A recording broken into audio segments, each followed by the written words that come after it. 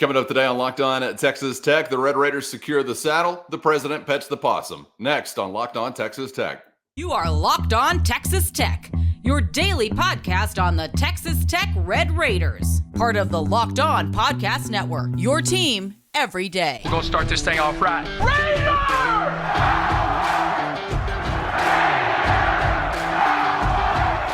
Everything runs through Lubbock.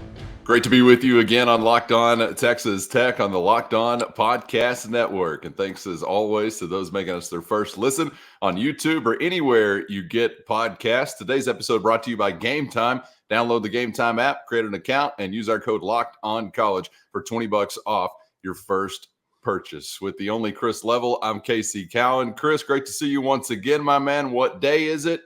Not quite sure. I think it's a Friday, though, and I think Texas Tech just got a Thursday night win. As the Red Raiders were hell-bent for leather, the saddle is back in the LBK. They take down Texas Christian 35-28. Was not without a little adventure, but Chris, I told you last night after the game, this one's kind of a fun one. Obviously, when you win, that's fun, but I thought it was kind of fun because really Texas Tech, in a lot of ways, not always, but a lot of ways, I thought controlled and sort of dictated the game. And that was something we hadn't seen in quite some time. That saddle ain't going nowhere, man. Right here. Yeah. Cinch her up. Exactly. Belongs in the 806. Yes. I hope the possum is okay. The flyover was bone rattling. The drone thing was one of the coolest things I've seen in between the third and fourth quarter. But winning is the most fun, man. And I now can you already kind of knew, but now you can really tell from its teammates, okay? So it's not the head coach and it's not from either individual. But I think when you listen to what other guys say about how much Behren Morton meant or his health or his presence, and the same goes for Jacob Rodriguez, because I think number 10, showed up a lot. Against the Horned Frogs as well. Yep. And I think you're starting to see the future at linebacker. But both of those guys, you have missed them desperately, dearly, but they both had a heavy influence, and now you kind of grasp it. Yeah, Joey had said it, man, it's big. We get these guys back, but they both had their fingerprints all over this one. But yeah, I thought your running game, while not perfect, was better than theirs. We knew that these were two of the top backs in not just the Big 12, but in the country. I think both ranked in what do we talk about? Two of the top 6 in the Power 5 from a yardage standpoint.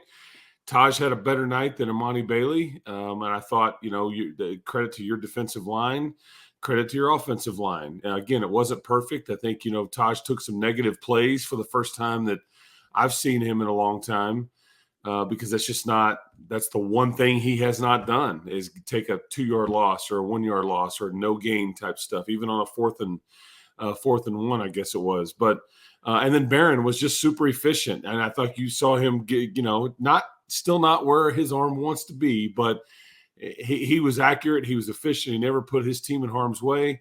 And my man Rabbit, man, it was like he.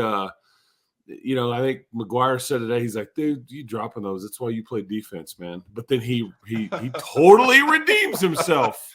It's like Dumb and Dumber, man. You're off on the flatlands driving to, Colorado, and it's like you go buy a scooter and you catch the interception and you head to Aspen. Yeah, maybe you become Big 12 Defensive Player of the Week. That's right, yes. We'll have to wait and see, but yeah, man, an all-around team effort in so many phases of the game. You were able to be successful, no question. And we'll get a little bit more specifically to Tahj Brooks, who hits the century mark. We'll get a little bit more specifically into Behren Morton and what we saw from him that we hadn't seen from a QB in quite some time this season. But I was really proud of the defense. I'm not going to sit here and tell you that I was impressed by what I saw going on in purple.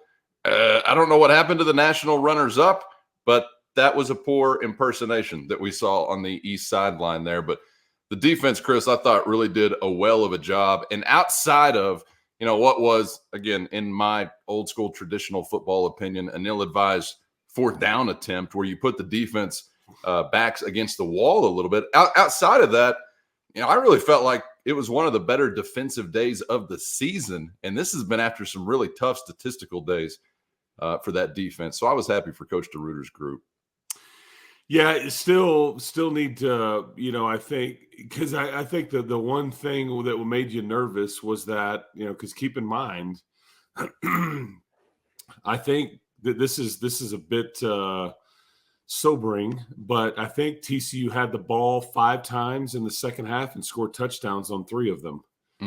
Now the other 2 possessions were, I believe, interceptions by Rabbit, but I just at times you couldn't. Now Steve Linton didn't play, but everybody else was healthy. I mean, this was the healthiest really you'd been on defense for a good long while. But boy, you'd like to be able to get to the quarterback. I mean, you just and he gets flushed a bit, and then you have the first interception. You think, boy, this is going to be costly. And Ben Roberts, went low on Josh Hoover, and they call the roughing the passer and all that. By the way, and it's so much better and easier to say these after you win a game. But I'm sorry, man. But there's 2 late hits on Tahj Brooks and Behren Morton that are just late hits. I mean, it makes my head explode. And it's just and your quarterback on your own sideline. It's just so bad. I'm just pointing it out, but it's just like the late hits, man, are just that's grab Beren's face mask one time, no call. I'm like, who? Why can't the guys that are getting paid lots of money see this? Anyway, I can't remember. Like, they're watching a possum. Probably they were distracted. Johnny Possum he was just, and I'm telling you, man, the students were cheering it on, and then that lady comes out with that pole with that snare on the end, and then that possum digs his claws into that turf, and then boo, boo. I know. Meanwhile, there's a family being recognized, like 110 alumni in this one family that are Red Raiders, and I thought, I'm hearing the student section thinking, man, these students really care about this family. It's the Winchies. I know some of these family. people. Yes, I know some of these people. And it's on the students are fired up, but it was a possum. He's like, hey, by the way, he's at the 20. He's at the 15. and then here comes the lady and it's boo. And then you have over my left shoulder, the president of the university here petting the possum in the president of an institution of higher education. I've never seen someone goofy enough to pet a possum, but leave it to the president of a university to pet a possum. And yes, we do hope he slept comfortably in the guest bedroom at the Scuba Neck home last night. I believe that's where he was taken and sequestered. Hey, Johnny, it's a good boy. Good boy, Johnny Possum. Chris, let's get to this, man, back on the offensive side, because I know you don't set out in a season necessarily to achieve this specifically, but you did. I already know. So let's talk about it.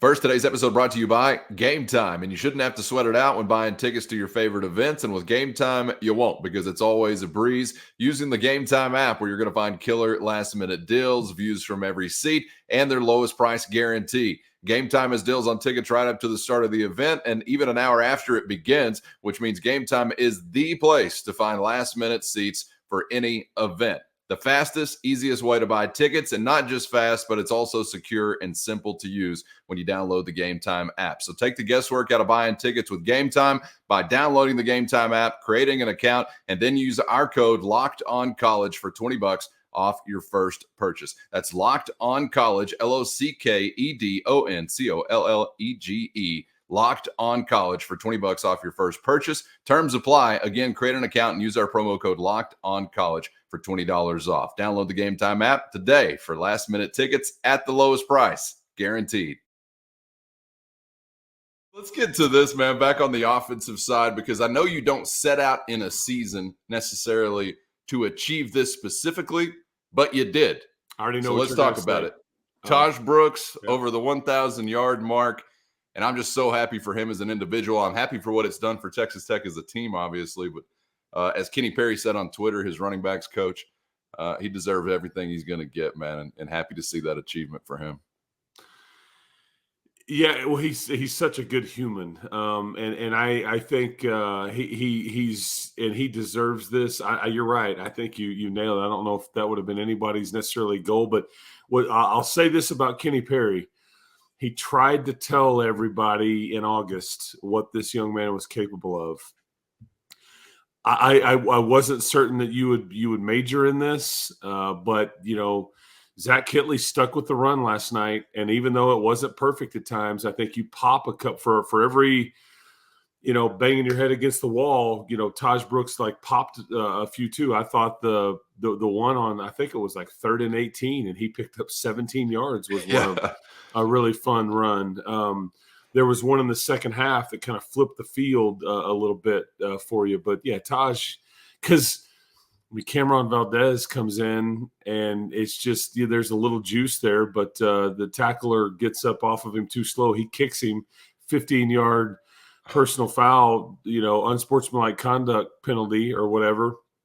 And that's why it's the maturity of Tahj Brooks, though, that is such a calming influence on everybody. And he's just kind of helped steady the ship.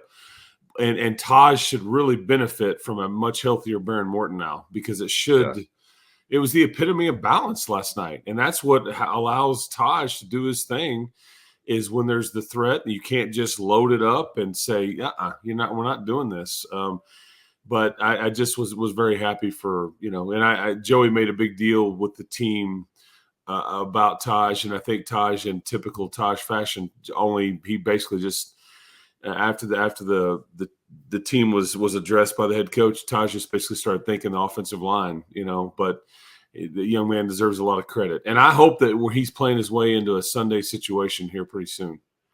Yeah, I think he's playing his way to that opportunity at least. We'll see what the future holds for him, but really excited about that. And I'm glad you mentioned the O-line, because certainly can't talk about a running back with that kind of production without mentioning the O-line. Under siege, under fire, beleaguered, hobbled, injured, swapped, switched around, shuffled, whatever way you want to describe them.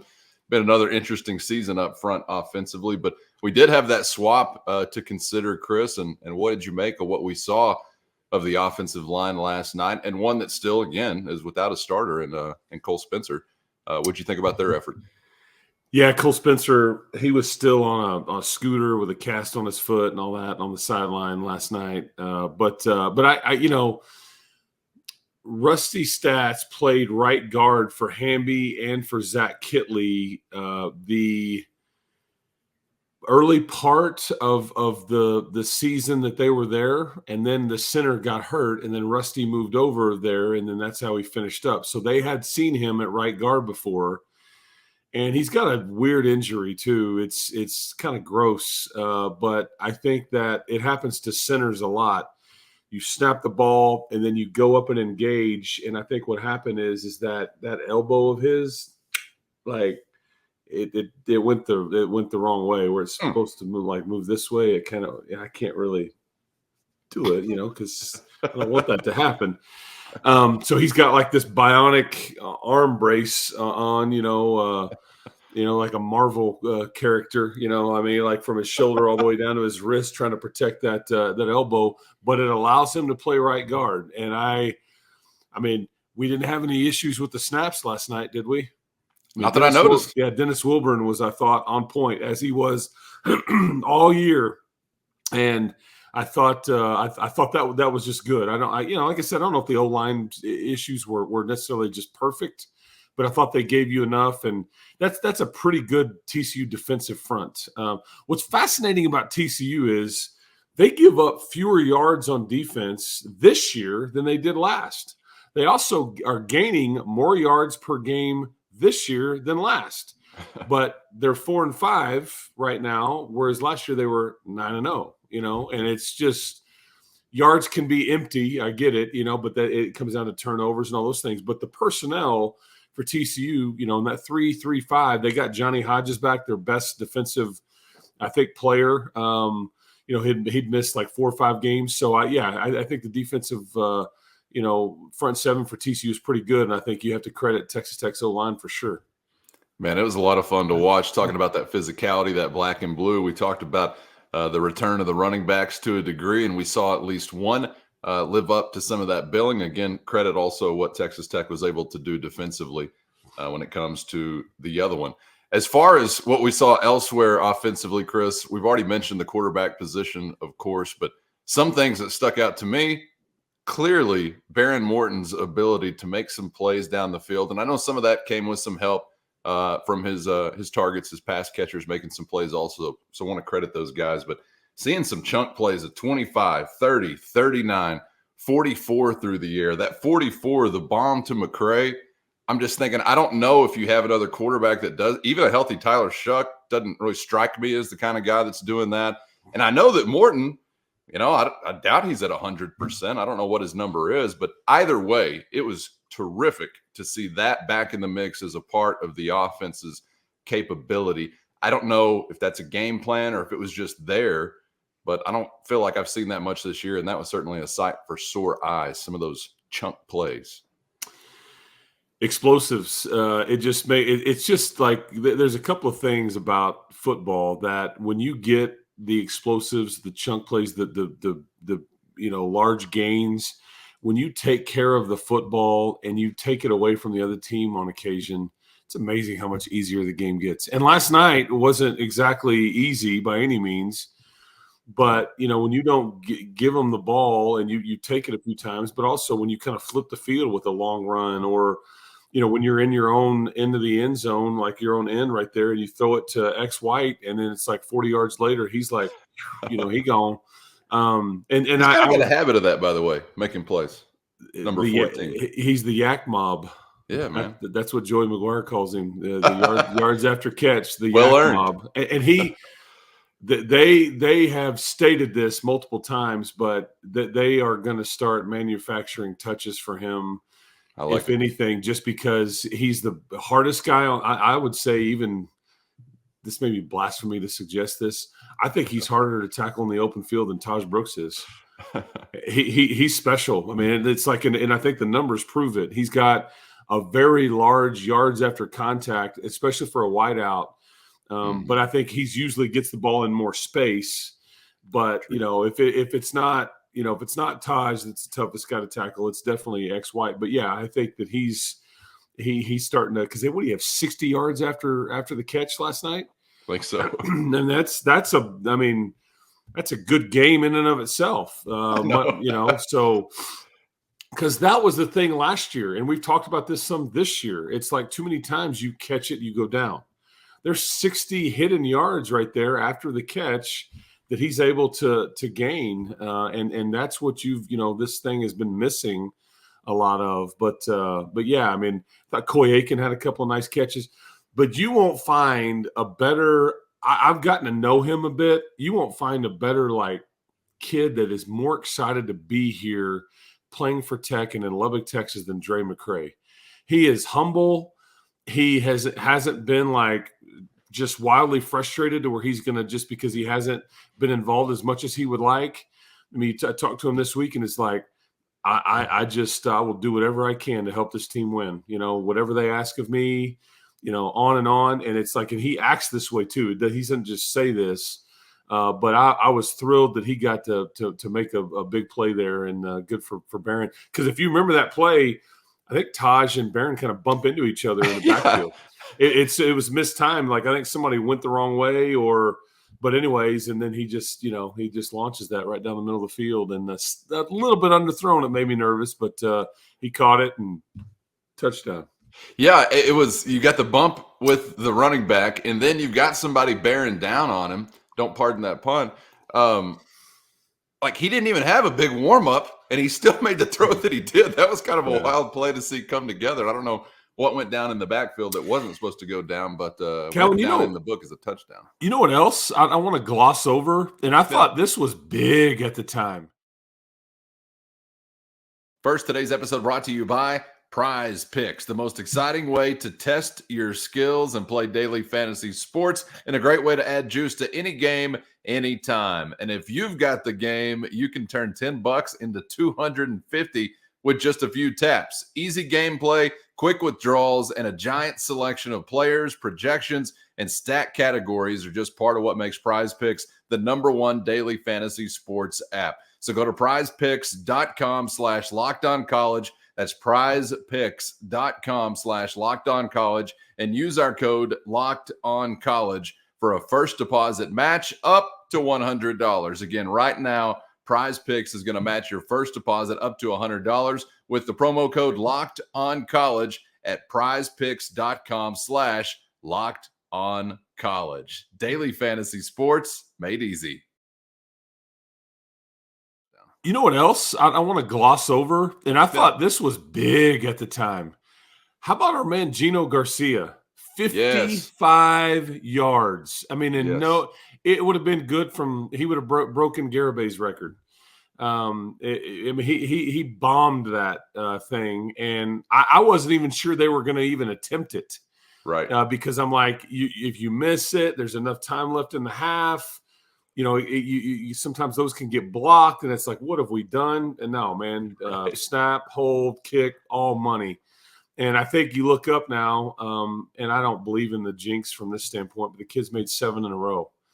You know, I think he hasn't. I think he's made 7 field goals in a row. So all of a sudden, that's no longer really even a thing. Just send him out there. Let's go make it. Move on down the road. So really happy for him. Wanted to.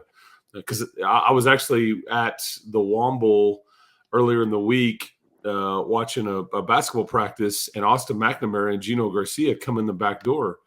And the guy I was with, I was like, what are they doing over in the basketball deal? And they kind of went in the training room, and they were there for an hour, and then they left.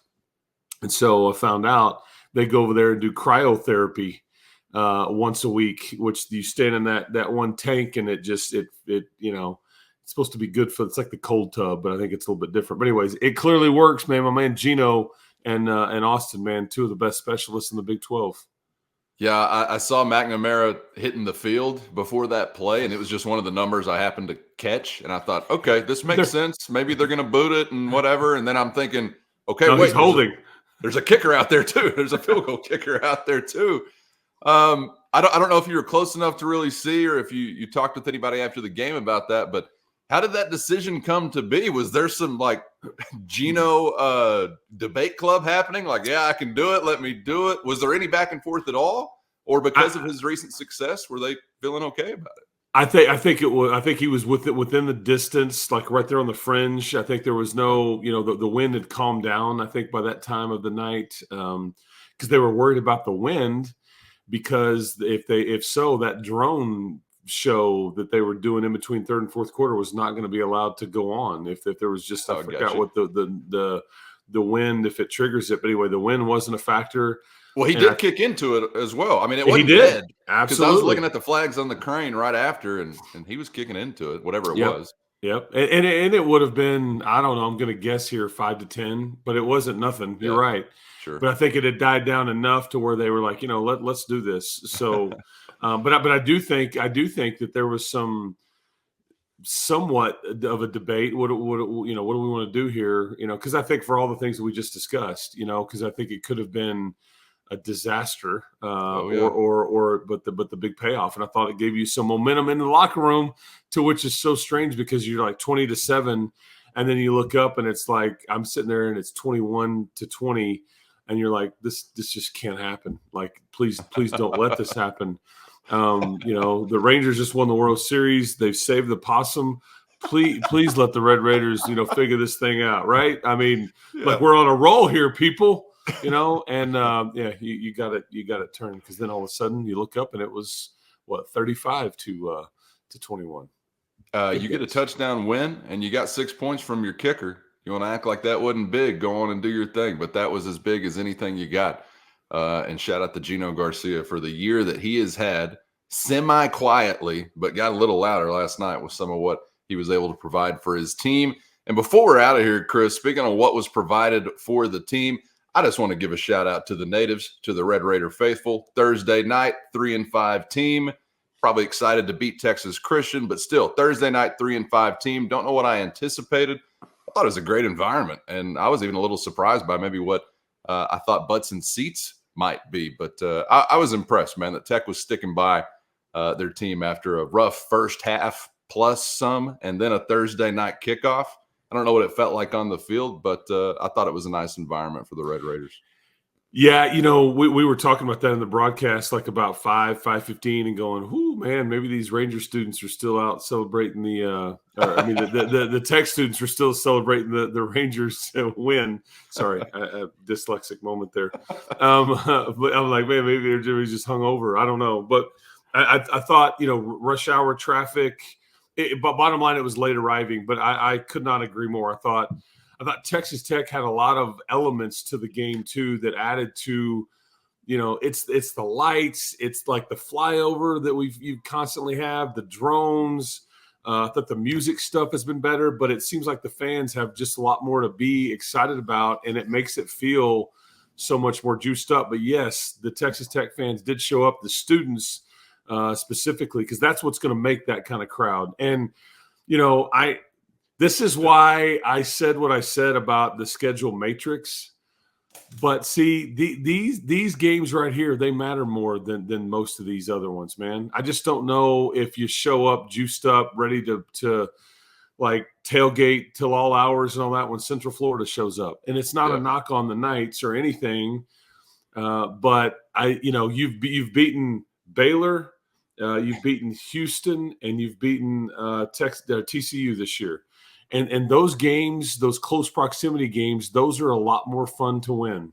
They just are. Now, granted, I love all wins, but there's something about I think beating the team that's 4 or 5 hours away from you in Dallas-Fort Worth that you hadn't beaten in a while, and that saddle goes nowhere, stays right here, right here in the LVK until the next time around when you try to do it again. But the saddle soreness, I think, has found a solution, whatever it was. We have named a couple of them, whether offensively, defensively, through the air, on the ground, wildlife impact. It was a fox last time. It's possum magic this time on a Thursday night as the Red Raiders down the Horned Frogs. Chris, you do realize that in 2013, when TCU was here on a Thursday night, that was Davis Webb to Bradley Marquez.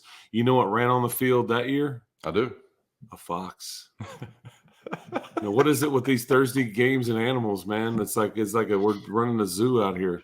Well, and if you could have just been sitting there hearing the conversation between my wife and I at that time, you would have been a bit befuddled if you had never been to a Tech game before, or like her, you don't remember what happened in a Thursday nighter between Tech and Texas Christian 10 years ago, because she's saying, "What is that?" And I'm so calm and cool. I said, "Oh, it's just a fox." That's not a fox. And I'm like, what is it, a cat? Bearcat? Banshee? Badger? I don't know what we got. But at first, I'm just thinking, no, it's just a friendly neighborhood fox. No big deal. I don't know what everybody's freaking out about, which is kind of a weird thought to have in general at a football game. That's just a friendly neighborhood fox. No, it is your friendly neighborhood possum. College football, man. You see something new every day, right? Sports, man. It's boy, they take from us. They take our soul. They take our mood. They take They take our money. Sometimes they take all kinds of stuff. But boy, when they give, they give in great ways, man. And they gave us the Johnny Possum. That's right. And a dub, man. And the dub. And shout out to Bad Ash on Twitter, who I'm going to steal this from, who said, "From here, it's Possum Bowl," which I think is an absolutely fitting tagline for Texas Tech moving forward. All right. Thank you for joining us for this Friday morning edition post-game recap as the Red Raiders down the Frogs on Thursday night. Hope you enjoy your college football Saturday if you have the opportunity to do it. Hang with us today. Because of our schedule, we have not had an opportunity to salute the general just yet, but we're doing that today. We'll have some thoughts on former Texas Tech head basketball coach Bob Knight in just a few hours. So look out on YouTube or anywhere you get podcasts for that. And make sure you're subscribed so you never miss a thing. Chris, appreciate the time as always, man. Enjoyed it. You got it. Appreciate it. Keep subscribe alive. That's right. Subscribe on YouTube or anywhere. I'm going to step over the most important line, 30 minutes, and I'm going to step over the only line people really want to hear. Or should I said, keep hope and possums alive. That's right. We are a friend of the animal kingdom. There's no question about that here in Lubbock, Texas, America. All right. Have a great weekend. We'll see you on the other side. And thanks for joining us once again on Locked On Texas Tech.